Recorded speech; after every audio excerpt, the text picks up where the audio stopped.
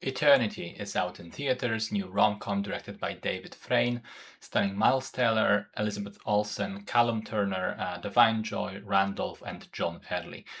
The film starts with an old couple, Larry and Joan.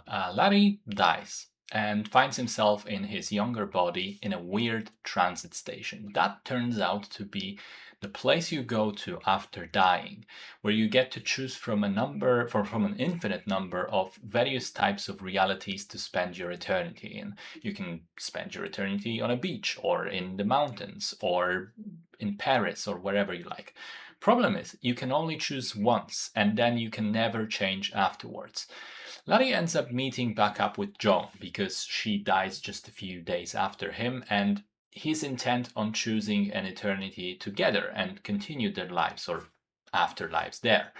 But it turns out Joan's first husband, Luke, who died 60 years prior as a soldier during the Korean War, has been waiting all these decades in the transit area, not selecting an eternity for himself, because he wanted to reconnect with Joan and be together forever.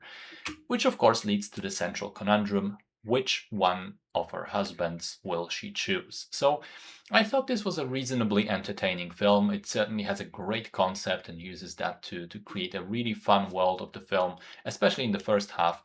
Where we learn about all the rules and, a transit area is essentially designed like a 1960s sales convention with sales booths and adverts of all different crazy realities. And the filmmakers really let their imaginations run wild with those. It's very fun to watch the movie and spot all the background details and posters and so on. Then there's the humor. The film is definitely funnier than I expected. I had a lot of fun in that regard. The actors all have great chemistry and timing and play off each other really well. And they also play their age fantastically. Miles Teller and Elizabeth Olsen both do a great job of playing old people in young bodies. Their mannerisms and physicality and behavior are all completely believable. And Callum Turner, I thought, is a bit less obvious, but he plays someone who's never matured above 20 something and has been that way for a very long time. And he does that well too.